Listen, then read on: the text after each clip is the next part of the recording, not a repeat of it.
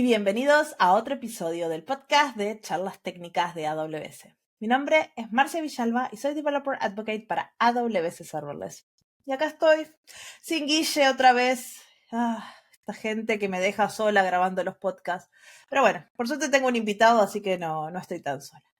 Antes de entrar a hablar con mi invitado, quiero mencionar un par de Community Days que van a venir en los últimos días del año. Tenemos el 14 de noviembre, el de Montevideo, así que si pueden ir y si andan por Uruguay, vayan, totalmente recomendado, porque no sé, será que soy uruguaya.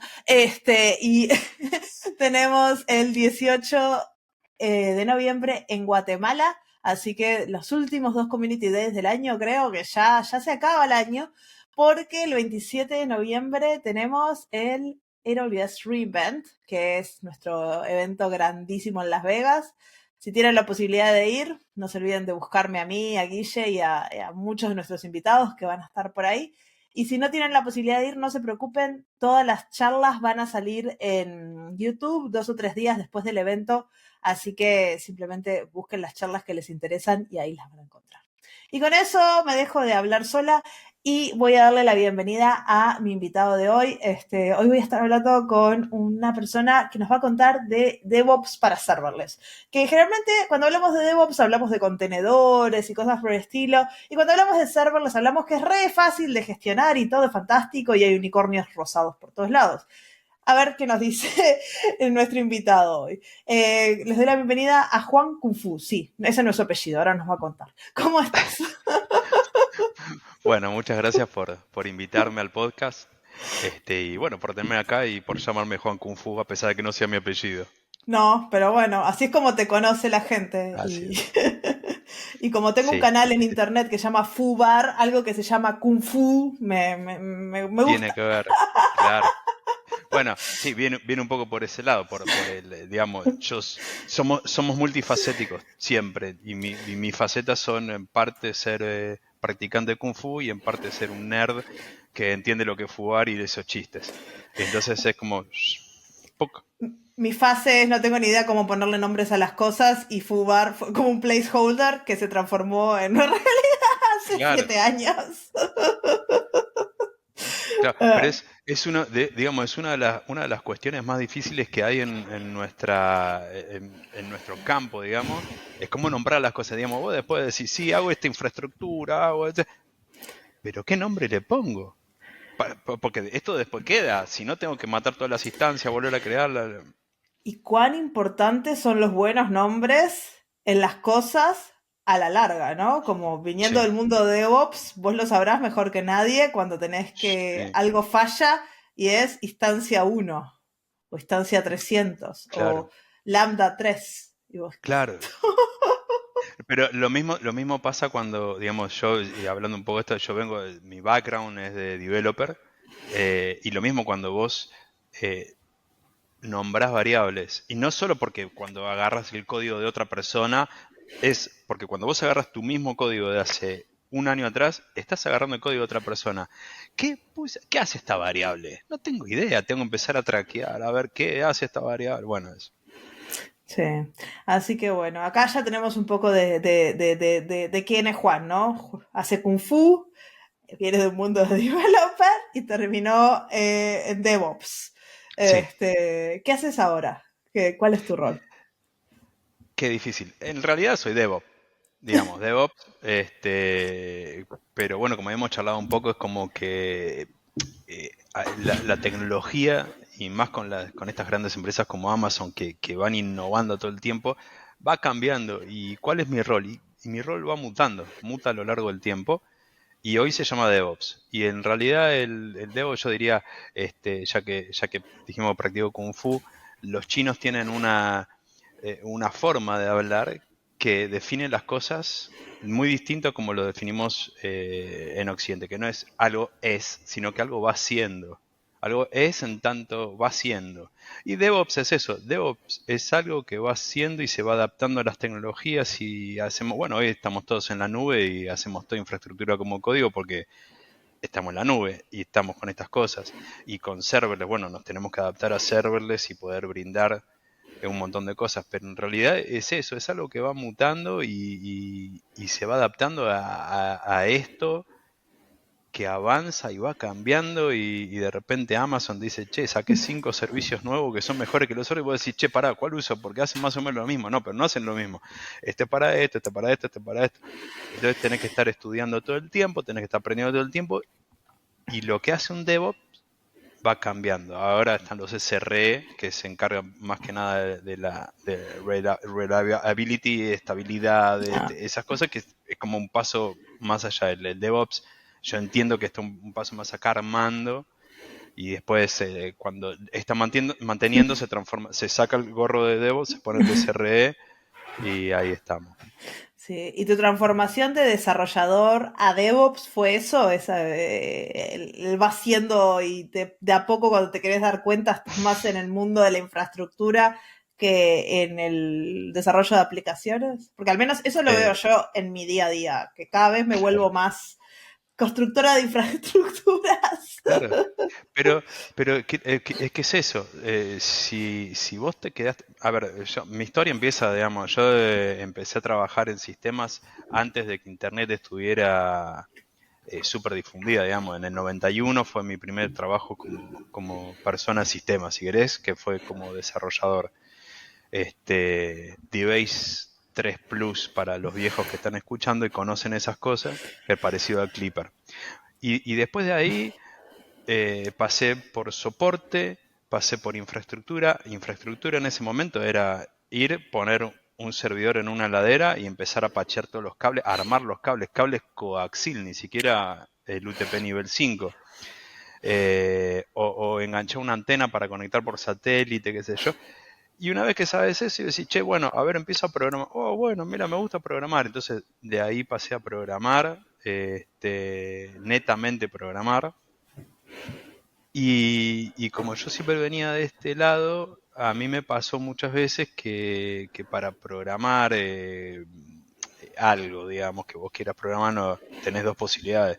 O vas y le programás al cliente en producción y ves cómo va saliendo, o tenés entornos de desarrollo. Bueno, yo en general, como en muchos lugares, hasta que se fue estandarizando todo eso, no había esas cosas.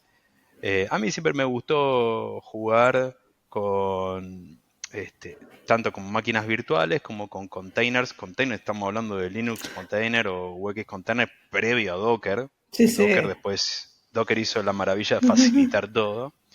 Este, o directamente levantar, agarrar computadoras y montar servidores para desarrollar. Entonces es como que yo siempre me di soporte a mí mismo para estas cosas en lo que tenía que hacer de desarrollo haciendo infraestructura. Y Siempre eso fuiste tu fue propio durante... DevOps. Claro, claro. Y digamos, y no, digamos, no es que existía esa palabra. Todavía te estoy hablando de Que los eran sysadmin noventas, en esa los época. 2000. Claro, estaba el sysadmin, que era lo más cercano a eso. Y bueno, y mi paso fue como un paso natural, digamos, una vuelta hablando con un amigo que me dio este campo de sistemas, que es el pulpo. Me dice, che, y ya que haces esto, ¿no querés hacer esto nada más en vez de programar? Y en ese momento es como que estaba medio podrido de programar. Y dije, sí, dale. Y nada, me volví DevOps, porque en realidad me puse el sombrerito de DevOps, ya venía haciéndolo. Y después volví y también soy Dev digamos, y un DevOps es muy Dev y si no, no, hay un montón de cosas que no puede hacer. No, obvio, porque sos un DevOps que hace mucha programación. Al saber Claro, programar, resolves mucho con scripts y con soluciones programáticas, que a veces hay muchos sí. DevOps que no saben programar o no son tan, no se sienten tan cómodos que terminan haciendo capaz más ClickOps. Claro, sí. No, y también me dio la posibilidad, te digo, de cosas que estoy orgulloso, de colaborar con proyectos abiertos. Decir, che, acá esto está mal. Y bueno, le metamos un pull request acá, un merge request, depende de donde esté. Y colaboramos con el. Y bueno, y funcionó, digamos. Y anduvo, y eso es algo que está bueno, digamos. Saber que uno devuelve algo de todo lo que la comunidad le da. Sí, claro. Y entonces, ¿cómo ves el rol de DevOps en la empresa que, ¿no? que usa cloud? Vamos a enfocarnos en ese tipo de empresas, porque ya vimos que depende de en dónde estés, el rol es otro. Sí. Una empresa típica, capaz no una mega corporación, pero una empresa típica donde tenés esta persona que la contratan de DevOps. ¿Qué se espera de ella? ¿Qué hace? Bueno, ¿qué se espera de esa persona? Va a depender mucho de quién te contrate también, ¿no? Porque por ahí a veces se General. espera que, vos mencionabas los unicornios de colores y bueno, esperan eso. Y uno dice, ojo, yo soy de unicornios de colores, mi hija dibuja unicornios de colores, yo no me salen a mí, no me salen. Me los imagino, Pero, hasta ahí llego. claro, y si lo veo, digo, che, qué raro, estoy viendo un unicornio de colores, algo me está pasando, estoy trabajando mucho. Bueno, pero mira, a mí me parece que, digamos, el papel fundamental del DevOps es poder, digamos, una empresa se basa en sus productos o sus servicios, ¿sí? Y si no, no tiene revenue y si no, no tiene sentido que exista esa empresa, digamos, y que le pueda pagar al DevOps. Entonces, esos productos o servicios se basan en gente que o está desarrollando productos o está desarrollando los servicios. Entonces, el DevOps para mí es la persona que eh, le tiene que darle a los equipos de desarrollo, los equipos de servicio, todas las herramientas y la infraestructura para que ese equipo brille, para que haga lo mejor que pueda. Entonces, del lado del DevOps, eh, básicamente hay dos cosas que me parece que son súper importantes. Una es estudiar todo el tiempo, todo el tiempo, porque digamos, van saliendo cosas nuevas, qué sé yo, Kubernetes te cambia una versión y de repente te cambió la API y vos decís, bueno, pero ahora está mucho mejor, sí, pero tengo que cambiar todo esto. Estudiar todo el tiempo.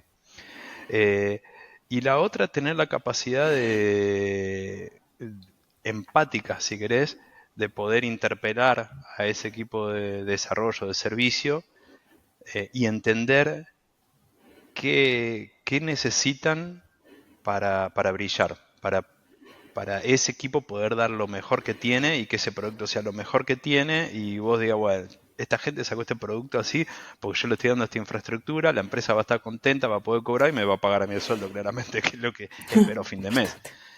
Sí, Pero bueno, sí. es un poquito de eso.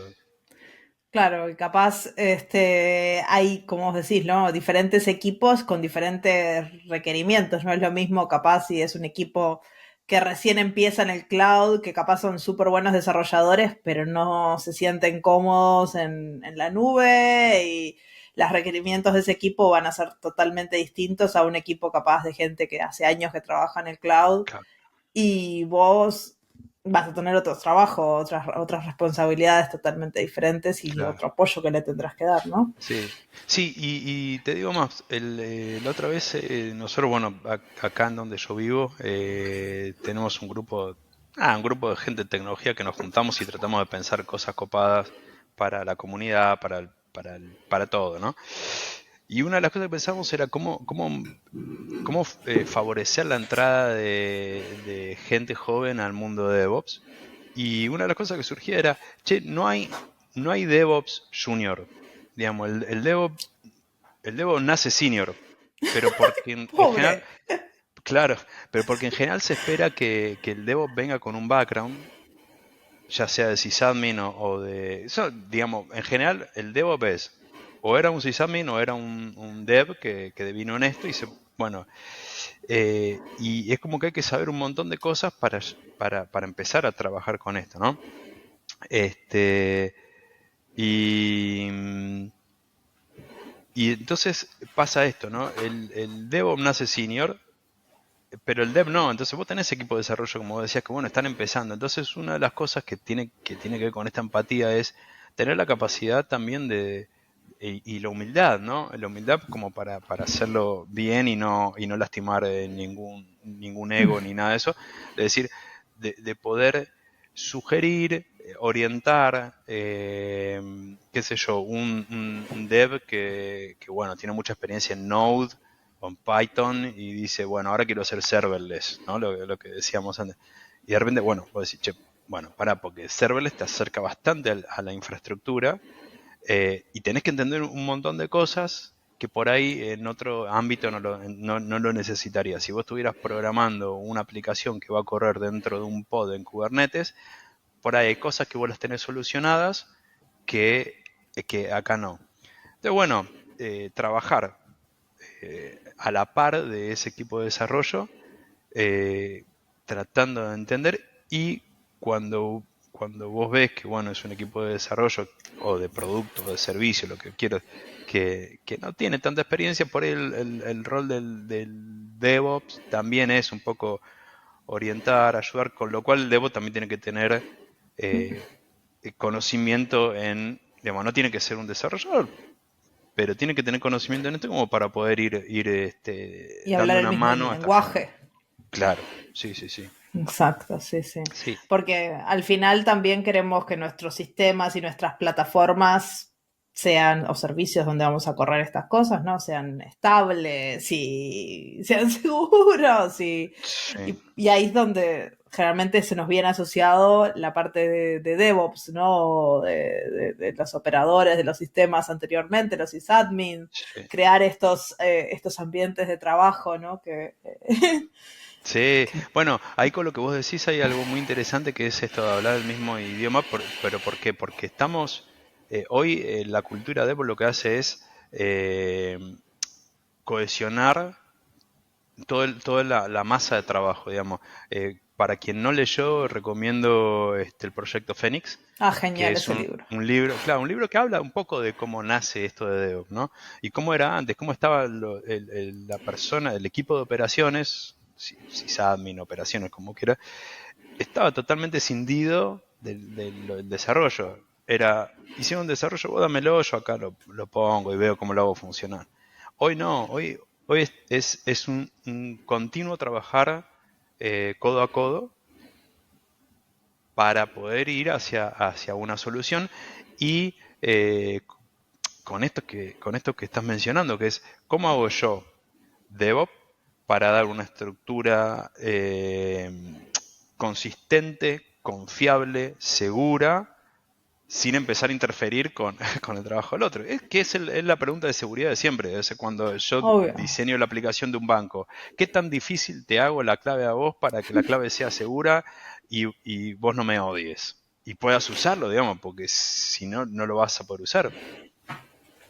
Sí, sí, Entonces sí. hay como un ida y vuelta ahí, un trabajo constante de, bueno, vamos hasta acá, tratamos de hacer todo seguro, todo, Y muchas digamos, veces esas estable. cosas molestan un montón a los desarrolladores, ¿no?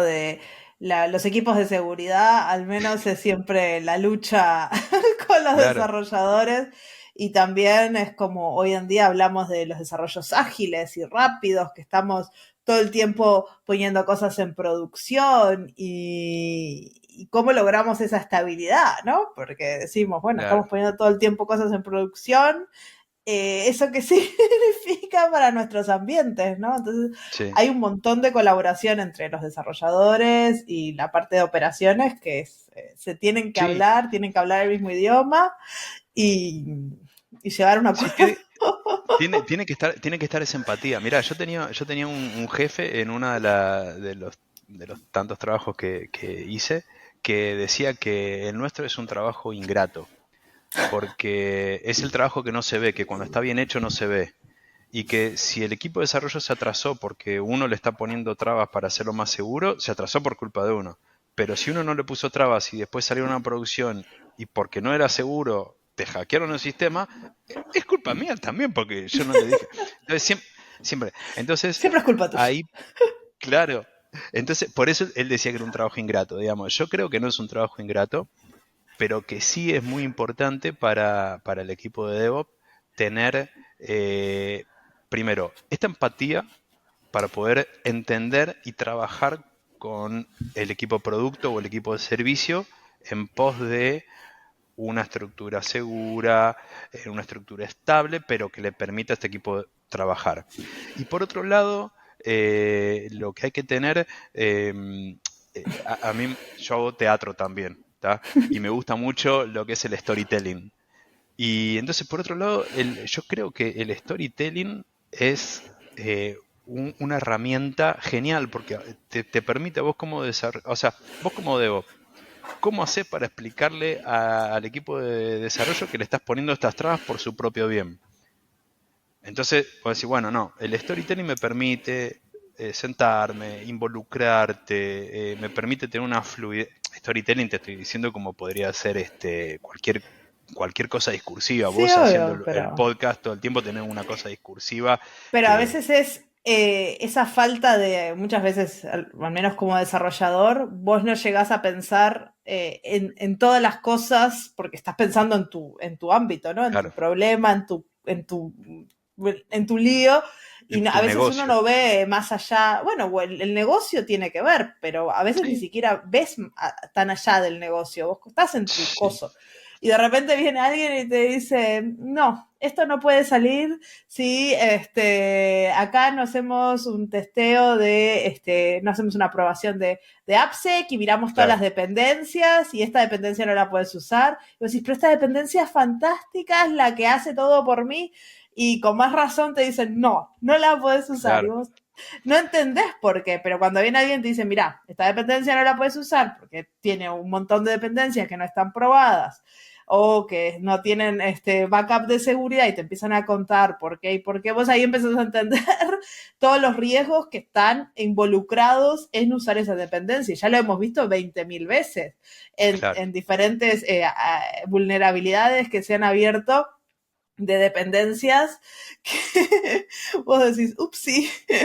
Sí, sí, sí. Bueno, pero ahí, digamos, el equipo de desarrollo que está haciendo un producto se tiene que concentrar en ese producto y no tiene que perder tiempo en otras cosas porque el trabajo de esta gente es Obvio. hacer este producto. Ahora, como Devo, uno, ¿qué puede hacer? Hay un montón de cosas que puede hacer. Siempre apuntando a esa seguridad, a esa estabilidad. Vos mencionabas el tema de las dependencias, que es un gran tema, y más en aplicaciones como en frameworks como Node, que tiene Te puedes dependencia, instalar dependencia. cualquier cosa. Bueno, pero entonces, ¿qué hace el DevOps? El DevOps lo que hace es, che, cuando vos terminás de hacer tu código, yo te pongo un pipeline que lo que hace es corre las herramientas de OWASP. Claro. Entonces con OWASP, o sea, digamos, y ya están las herramientas de OWASP, no es que yo la estoy inventando. Invito a toda la gente a que lo use, que tenés un dependency checker que lo corres y te analiza, o que también tienen otras herramientas, pero en este caso particular dependency checker, y te ayuda. O, por ejemplo, el otro caso que estaba pensando con esto de la seguridad es que si el equipo de producto me está desarrollando una API que de repente tiene flojos los puntos de seguridad, o que yo Un necesito poco que haya una abierta. cuota, claro, o necesito que haya una cuota por usuario y no lo tienen, bueno, yo tengo herramientas para eso, inclusive si están desarrollando en serverless con Lambda, yo tengo el API Gateway que lo puedo poner Sí. adelante de eso, y bueno, yo digo, ustedes trabajen en la API, yo con el API Gateway le pongo un endpoint que sea con SSL, o manejo las cuotas por usuario. Eh, Claramente tienen que haber un trabajo mancomunado con el equipo de desarrollo, porque si ellos necesitan saber quién es el usuario, yo también le tengo que pasar quién es el usuario que se está logueando, que la cuota que tiene, que esto, que el otro. Pero digo, hay formas de poder trabajar, y el trabajo del DevOps es un poco eso, es decir, bueno, esta gente está haciendo el producto que va a generar dinero para que después me paguen a mí. Entonces yo tengo que hacer que ellos puedan hacer el mejor producto que sean capaces de hacer. Bueno, acá están las herramientas que yo voy manejando. Entonces, es como, bueno, hay que manejar varios lenguajes, como vos decías, y estar conectado con un montón de cosas. Sí, obvio. Y ahora que mencionaste acá, no sé, algunas soluciones serverless, me gustaría hablar un poco de cómo cambia el rol de DevOps en el mundo de serverless, ¿no? Porque generalmente, al menos cuando yo escucho la palabra DevOps, siempre la escuchas asociada a Kubernetes, a contenedores, a cosas así, máquinas virtuales antes. pero es raro hablar de serverless y DevOps, son como dos términos que no suelen ir de la mano, porque al menos cuando nosotros vendemos serverless, siempre hablamos de, es baja la administración que necesitas, no, lo puede hacer todo usted, Sí. ¿es verdad? Bueno, sé que yo siento que, por ejemplo, puntualmente hablando de Lambda, eh, digamos, si querés, es un arma de doble filo. ¿Por qué? Porque levantar una Lambda es facilísimo. Es muy fácil, metes el código y ya está. Es más, ni siquiera tenés que subir el código. Te metes en la consola y poner el código ahí y anda. Listo. Ahora, ¿qué pasa con las cosas que son tan fáciles? Muchas veces pasa que uno se mete y dice, ¿para qué voy a traer a alguien que sepa seguridad? Yo voy haciendo esto, método. Y esas cosas que se dan al principio son las cosas que después van quedando y que cuando ya pasó un año de que estoy desarrollando un proyecto es la famosa deuda técnica. Entonces, pasa esto, digamos, con un montón de cosas, ¿no? Que son fáciles, que está muy bueno que haya productos como el cloud de AWS que lo hace fácil, pero también esa facilidad hace que mucha gente no sea cuidadosa, digamos. Bueno, eso pasó Entonces, mucho con los buckets de S3. Ahora ya no pasa tanto porque Amazon ha puesto 2.000 millones de restricciones, pero cuando claro, hace años era re fácil hacer un bucket y no darte cuenta porque vos ni sabías lo que estabas haciendo, que estaba abierto y que ese bucket podía ser accedido por cualquier persona. claro, Y Amazon nunca se le ocurrió que la gente no podía pensar en esas cosas. Pero claro, es tan simple, tan sencillo que tanta gente creó buckets sin realmente fijarse en sí, sus políticas.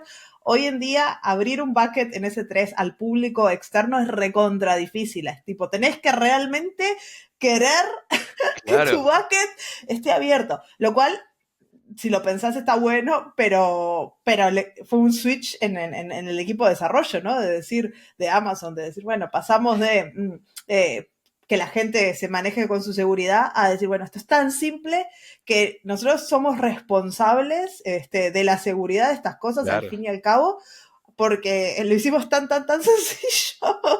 Sí, bueno, pero eso pasa cuando uno, digamos, cuando uno es desarrollador, ¿no? Y dice, bueno, esto lo dejo por ahora así, pero ¿a quién se le va a ocurrir hacer esto? ¿No? Vos hiciste una central nuclear y le pusiste un botón rojo así, y decís, bueno, ¿a quién se le va a ocurrir tocar un botón rojo? A nadie. Hasta que viene uno y lo aprieta. Claro. Entonces, digamos, por un lado, está muy bien hacer las cosas, facilitar un montón de cosas, y muchas veces, como desarrollador, por el otro lado, uno a veces dice, bueno, esto se cae de maduro, que tiene que ser así, y no se cae nunca de maduro. O sea, hay muchos usuarios, y hay muchos usuarios que pueden hacer esas cosas, sí, digamos, porque hay un montón de gente que piensa de otra manera. Entonces, bueno, O que no sabe, está, porque, por ejemplo, en Lambda es un error bastante común de primer año de Lambda, como yo digo, llamar recursivamente una Lambda. Pasa, ¿a claro, quién no le ha pasado que una Lambda la llamás recursivamente y tenés ahí un loop infinito de Lambdas? sí, Y decís, ¿pero qué está pasando? sí. Che, Y, bueno, mirá, yo tengo un caso que pasó en un lugar donde yo trabajé, un chico que se estaba metiendo en esto, estaba aprendiendo un poco de AWS, entonces dice, bueno, voy a crear un bucket que tenga un evento que cuando se graba un objeto nuevo, me dispare una lambda que va a hacer un informe y va a guardar el informe en ese mismo bucket. ahí tenés tu Lambda recursiva. Bueno, Primero de cuando, Lambda se llama eso. Cuando vino, cuando vino el billing, ahí dijeron, che, ¿quién dio de alta esto? Y loco, yo. Bueno, por suerte AWS fue muy comprensivo con ese equipo y bueno, no lo castigó tanto, pero había sido grave. Pero entonces sí, digamos, es un arma de doble filo porque es muy fácil. Y entonces desde el equipo de DevOps, uno tiene un montón de cosas para considerar. Digamos, Lambda, vos levantás una Lambda, pero después por atrás tiene muchísimo. Es más, recomiendo una charla de Nerdearla que se hizo en Buenos Aires, de Alexis Cuadrado, que tiene que ver con Lambda at Scale. Que es muy bueno. No me acuerdo cómo era Lambda at Scale. Sí, ya la encontré, después la pongo en los links. Vamos. Que habla justamente de esto que el otro día habíamos charlado contigo, que era esto del cold start, hot start. Si escalo un montón, bueno, ¿qué hago? Tengo todos mis procesos corriendo dentro de un mismo contexto, levanto contextos nuevos, y son cosas que no las tenés en consideración. Vos levantaste la lambda, es fácil, ya están dando. ¿Para qué me voy a considerar? Sí. Bueno, pero vos ves esta charla, digamos, y Alexis lo pone muy claro ahí cómo es el asunto, y vos decís, no, hay cosas que pensar. Sí, y una cosa es, como siempre digo yo, el hola mundo, y otra cosa es vamos a producción. Claro. Bueno, pero ahí vos tenés el hola mundo, porque ¿qué pasa? En muchos proyectos pasa esto, que hiciste el hola mundo como un POC, ese POC se transformó en MVP, después le fuiste sumando cosas y el hola mundo está en el centro del coso y nunca pensaste que eso iba a estar en el producto. Y bueno, y eso te mete un tema. Pero bueno, digamos, el trabajo, ahí por ahí es más un trabajo de quien hace la arquitectura de la aplicación, de poder pensarla o descartar lo que era el POC y empezar con un MVP.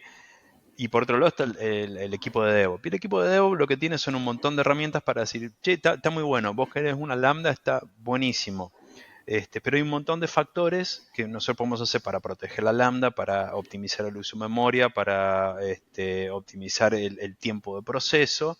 Bueno, y acá están estas soluciones para que vos, desarrollador, desarrolladora, puedas trabajar y dar lo mejor que tengas en ese campo que vos te especializás, que es el desarrollo. Y ahora el DevOps en este mundo serverless, donde ya nuestra cajita de contenedor que tenía toda la aplicación era una cajita, y bueno, y el DevOps andaba en círculos alrededor, pero andaba por ahí. Ahora Sí. nuestra aplicación, pum, explotó, y es básicamente nuestra arquitectura y nuestra aplicación son más o menos lo mismo, ¿no? Porque tenemos funciones de Lambda, capaz tenemos máquinas de estado, pero son todos componentes de infraestructura.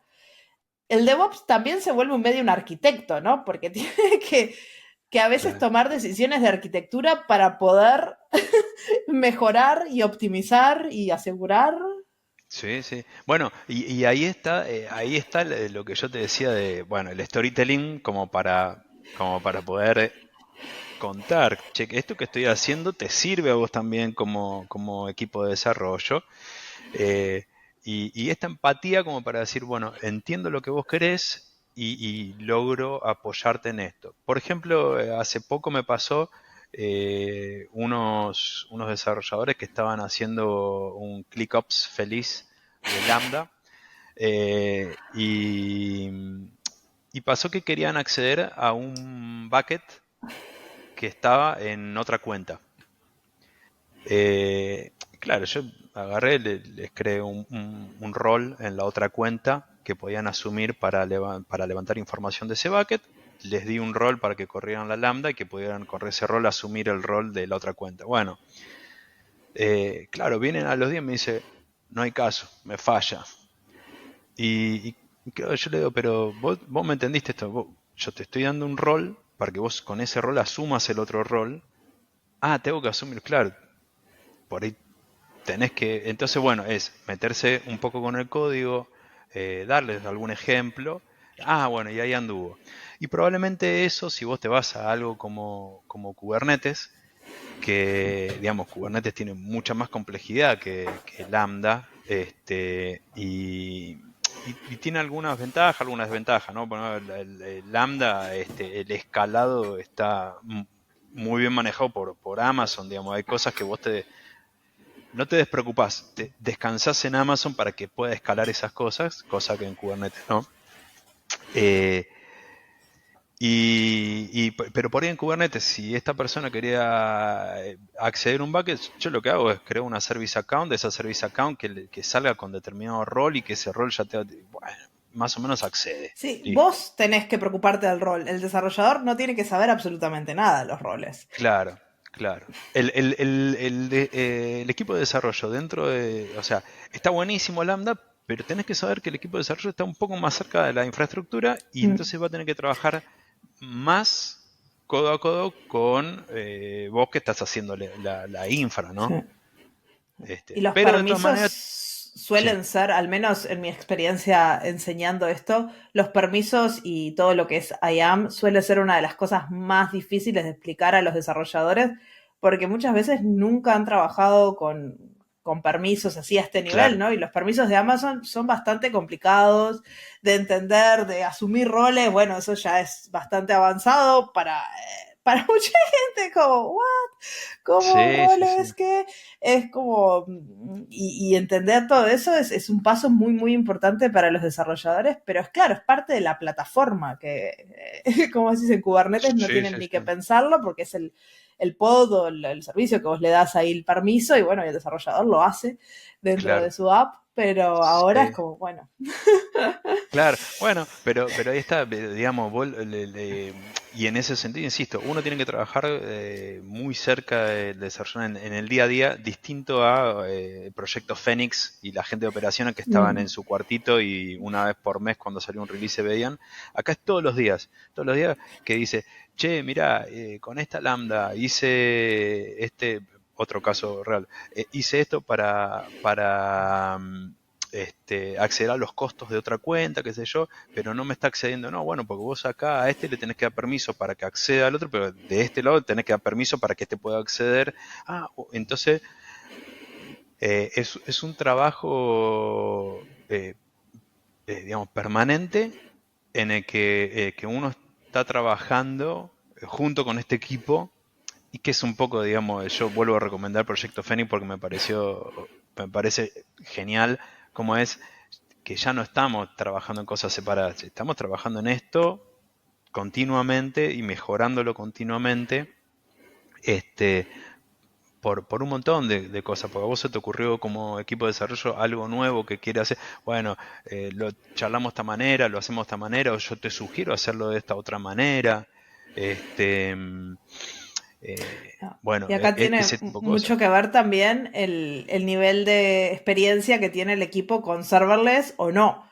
Porque no es lo mismo, capaz, como vos decías, este equipo que quería acceder a un bucket en otra cuenta, que se nota que nunca ha de haber trabajado con este tipo de herramientas, capaz son buenísimos programando, pero de Claro, roles y de permisos y de la nube no es lo de ellos, a un equipo que capaz es más senior y bueno, y ahí el DevOps se preocupa de otra cosa.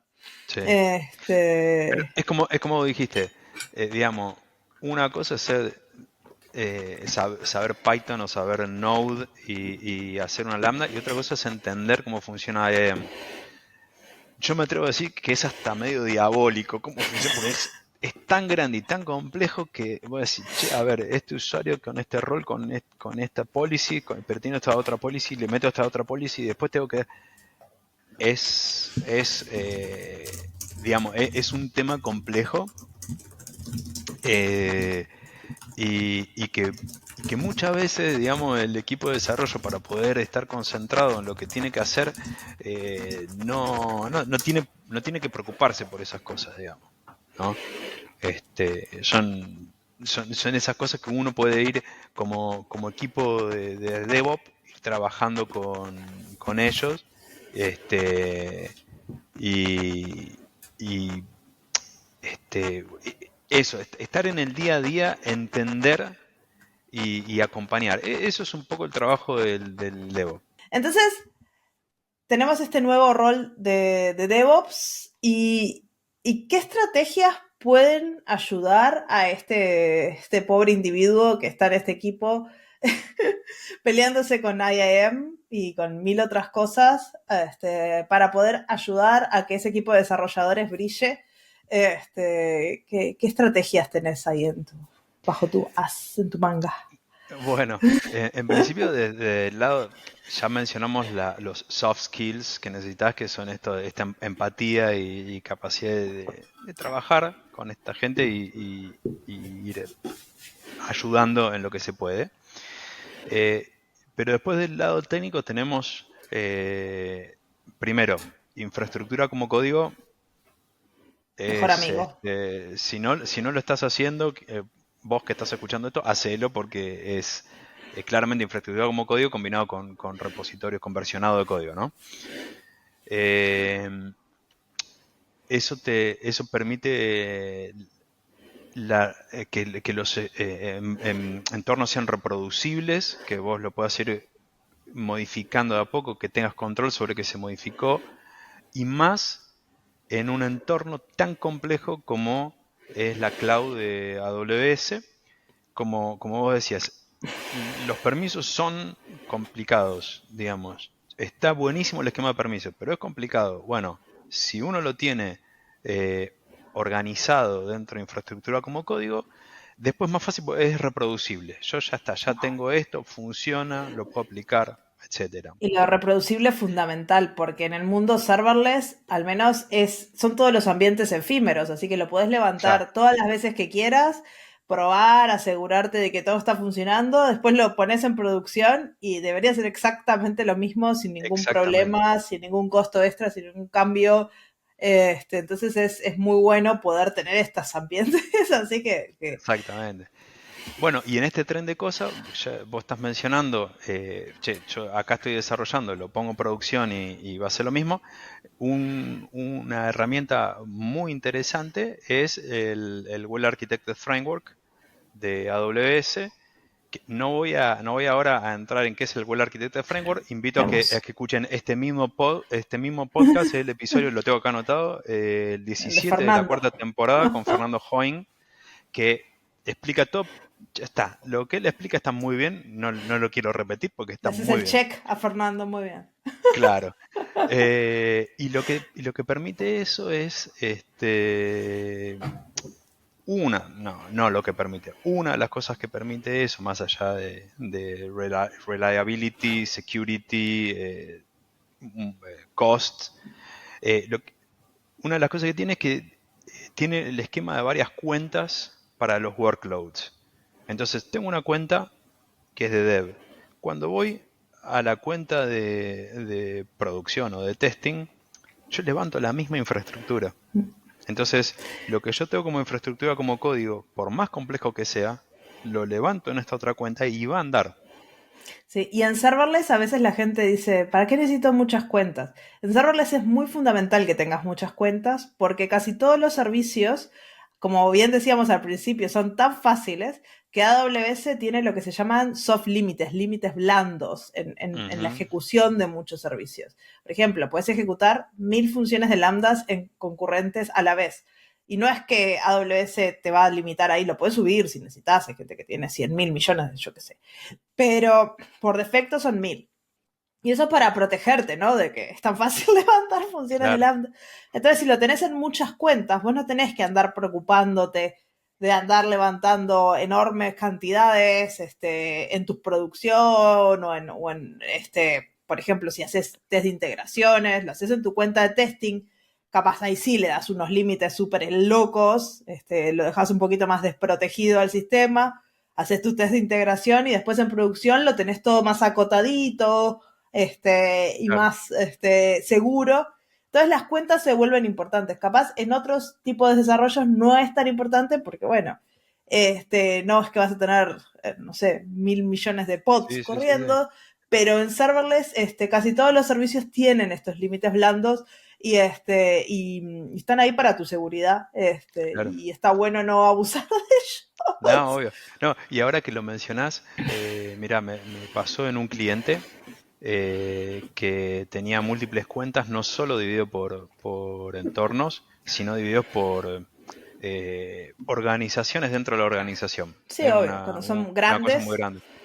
Claro, y una de las cosas que hicimos fue hacer un desarrollo, digamos, en ese caso yo era DevOps y Dev.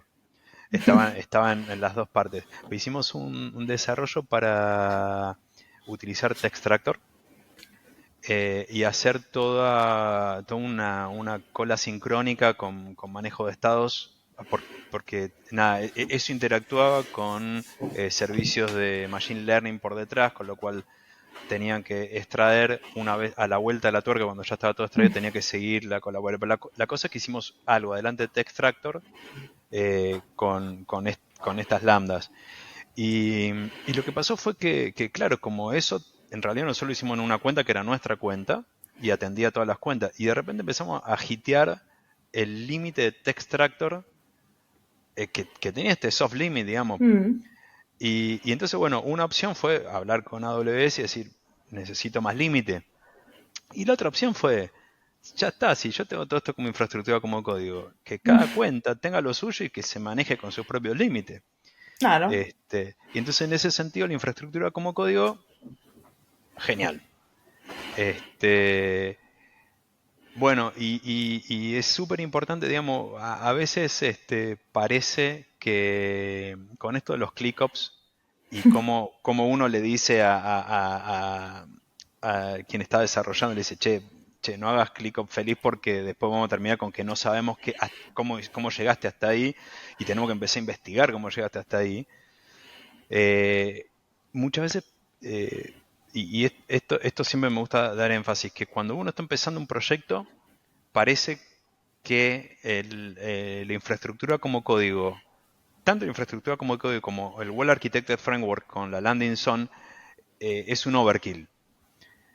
Y de repente decís, no, porque si mi proyección de acá para adelante es que esto crezca, que esto se vuelva algo, no sé, más importante, más grande, todo lo que yo haga ahora con todo esto es deuda técnica que no voy a tener en el futuro.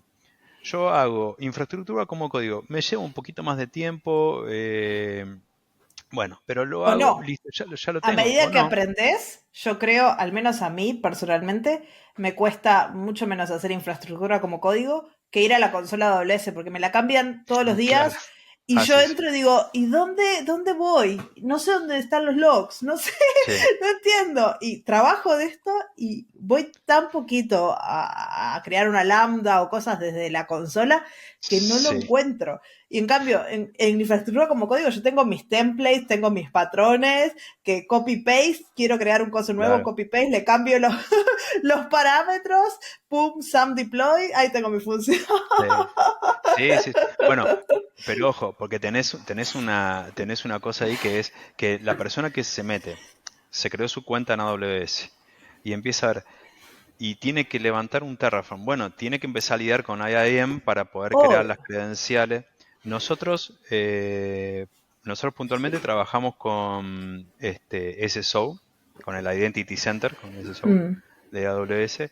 Y entonces yo lo primero que hago cuando voy a trabajar digamos, nosotros en la empresa tenemos un producto, a ver, esto de tener que hacer todo nuevo, nosotros tenemos un producto que ya tiene una librería de Terraform armada específicamente para levantar cosas en AWS, con lo cual, digamos, yo quiero hacer algo, agarro esto y lo aplico. Es una librería open source, con lo cual cualquiera puede verlo en internet y usarla. ¿Cómo se Que llama? es parte, Si no leen es tu camiseta, estamos en Leverage. un podcast. Beambash es la empresa y Leverage es la solución que está compuesta de esta librería y una CLI para aplicar esta librería, que en el fondo es Terraform, con lo cual uno puede ver qué es lo que tiene y entenderlo. Pero digamos, son soluciones ya hechas, son recetas. Es lo que hablamos la otra vez de decir, che, si quiero hacer una torta, yo puedo experimentar, pero si yo quiero hacer una torta porque mi hija cumple años, no voy a experimentar con eso. Agarro la receta que sé que funciona y se la hago. Obvio. Ya Y está. las recetas son fundamentales para todo, ¿no? En el mundo del desarrollo te dan la confianza de que no empezás de cero, eso de tener la página en blanco, pero si te bajas Claro, una receta y bueno, ¿y de dónde encontrás esas recetas confiables, ¿no? Porque esa es claro. la siguiente pregunta. No voy a bajarme cualquier código de internet. ¿A quién le Este, creo? ¿A quién le creo? ¿A quién le No, creo? bueno, Sí, sí. Beambash está dentro del programa Partners con AWS y tiene toda esta serie de librerías que está diseñada y armada siguiendo el Well Architected Framework.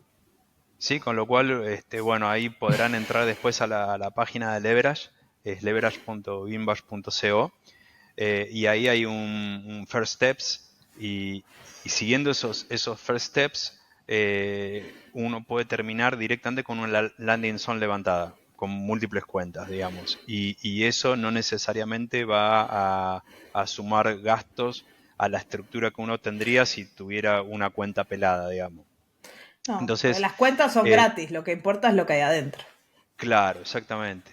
Bueno, entonces la cuestión es que volviendo para atrás, digamos, yo lo primero que hago es me logueo con la CLI de Lever, me logueo y utilizando el SSO de Amazon, y ya después lo que hago es aplicar estas recetas, este, que ya están armadas, que ya están probadas, y que si hay algo que yo tengo que armar sobre eso porque hay algo que no está, es fácil porque yo ya tengo, por ejemplo, todo lo que es la landing zone implica no solo múltiples cuentas, sino múltiples networks, las VPCs, con los peerings que tenga que haber, está la parte de seguridad, está SSO, que es genial porque digamos, no, yo no tengo que andar bajando la credencial, poniéndola en cosas, listo, me logueo, ya me hizo. Exacto.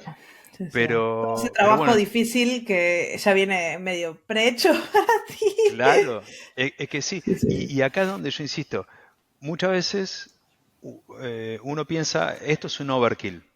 Para yo que estoy recién, pero digamos, tener la estructura armada de principio, esto es como cuando vos vas a armar una casa, digamos, vamos a ponerlo en un término simple. Si yo armo una casa y digo, che, no, un cimiento es un overkill, yo voy a armar la pared acá arriba, y después se va a caer. Sí. ¿Tá? Entonces, esto es lo mismo. Entonces, esto es cómo hace un DevOps para, primero, para decirle a la gente que piensa que esto es un overkill, para decirle, no, ojo, porque haciendo esto ahora, por ahí te lleva un poquitito más, pero saca toda la deuda técnica a futuro. Y por otro lado, muchas veces a nosotros nos llaman cuando ya, digamos, la startup que hace, tiene un desarrollador para hacer el producto y vamos viendo, así, y de repente dice, che, tenemos que llamar a un DevOps porque esto es, Se nos cae todo. bueno, claro, entonces hay que ver cómo meter ese trabajo que ya hizo esta persona. Y entonces, siguiendo el Well Architected Framework, que está, digamos, la posibilidad de meter una legacy account con las cosas que tiene ahí, de a poco ir migrando. Entonces, Sí. bueno, es un trabajo muy, muy psicológico también, ¿no? Decir, che, está Sí. bien lo que Una hiciste, cosa no está mal. Una cosa interesante, al menos que yo he visto hablando con empresas grandes que hacen serverless, obviamente todas tienen equipos de DevOps, que yo decía al principio, a veces un poco el chiste, ¿no? Si tenías un equipo de desarrolladores que no saben nada de la nube, ahí que decíamos que el DevOps tiene mucho trabajo, y si no, no. En verdad Claro. sí, el DevOps siempre tiene mucho trabajo, incluso en empresas donde hacen solo serverless con gente capacitada en serverless, porque al menos estas empresas lo que suelen hacer es como, le llaman el equipo de plataforma, o sea, siguen cambiando el nombre a DevOps todo el tiempo. Todo el tiempo. Y lo que hacen estas personas es crean estas recetas. Entonces tienen repositorios internos donde, bueno, vos querés crear una función de Lambda. Estas son las formas que tenés de crear la función de Lambda, con estos parámetros, con estos no sé qué, no sé cuánto. Descargate esta infraestructura como código y empezá de ahí. Ah, querés crear una regla de event bridge, querés crear una máquina de estado. Están todas las recetas y todas las Claro, posibles combinaciones con toda su seguridad. Y después, por otro lado, hacen lo que vos haces, lo de la landing zone, ¿no? Tunean dónde van a desarrollar y desplegar toda esta infraestructura y crean como guardrails, como ujú. seguridad para que la Los gente compartimentos, claro. no se pueda caer, baranditas de seguridad. Sí, Entonces, por ejemplo, es muy común que en estas empresas que solo son serverless, haya como un rol, nadie puede crear instancias de S2. es como, está prohibido por el diseño de la plataforma. Entonces, si alguien mañana quiere crear una instancia de D2, le va a dar error. Y para poder crear una tenés que pasar como por 200 niveles de seguridad. Claro. Pero si querés crear lambdas, puedes crear todas las que quieras. Nadie te va a poner un pero. Y así van creando esto. Ahí lo tenés. De hecho, bueno, nosotros nos hemos conocido en un Community Day de AWS, participando yo de tu charla, vos de mi charla. Bueno, y en esa charla que yo di, yo voy a insistir, la charla que yo di fue una pavada, fue de una cosita muy chiquita, pero que tenerla en cuenta al principio te soluciona muchos dolores de cabeza posteriori. Digamos, lo cuento, digamos, esto es, uno levanta una lambda con infraestructura como código, básicamente Terraform, pero tiene dos formas de levantarlo. Una es especificando para esa lambda el código en el resource lambda, meterle el código, con lo cual cada vez que yo modifico el código, ese código se sube, el Terraform actualiza ese recurso. Y la otra es creando un bucket de S3, subiendo un archivo comprimido con el código ahí y diciendo a esa lambda que levante el código de ahí. Es una pavada. Pero el hacerlo de esta segunda forma me permite que desde este código donde yo levanté, desde este código de Terraform, donde yo levanté la lambda con el archivo en un bucket de S3, cuando yo vuelvo a ejecutar esto, no importa si el código se cambió, no me actualice la lambda a menos que yo indique eso. Esto que me permite a futuro tener dos repositorios distintos en donde yo pueda trabajar con la infraestructura, el código de Terraform propiamente dicho, y otro repositorio donde el equipo de desarrollo trabaje con el código de la lambda. Esto tiene un montón de beneficios, desde poder versionar el código de distinta manera hasta no darle a un equipo permisos que no necesita. Entonces, digamos, es una cosa muy chiquita. Muy chiquita. Por eso yo digo, mi charla es una cosa chiquita, pero esta cosa chiquita... Esto pero es como un problema muy real. Claro, esto es como cuando tirás el dominó y empieza tic, tic, tic, tic, y empiezan a caer todas las fichitas. Esta es una fichita de dominó. Pero de acá a un año significa, es la diferencia entre le acabo de borrar todo el código al desarrollador y me está a punto de matar, o seguir trabajando en la infraestructura y está todo bien. No. Sí, sí. Y con eso yo creo que podemos terminar la charla de hoy, que es un buen final. Pero... O un buen principio. Este es un buen principio para no pelearse. Sí. No, ¿sabes qué? Porque digamos, esto es un poco, le sumo a todas las tareas del equipo de DevOps, hacer un poco de futurología.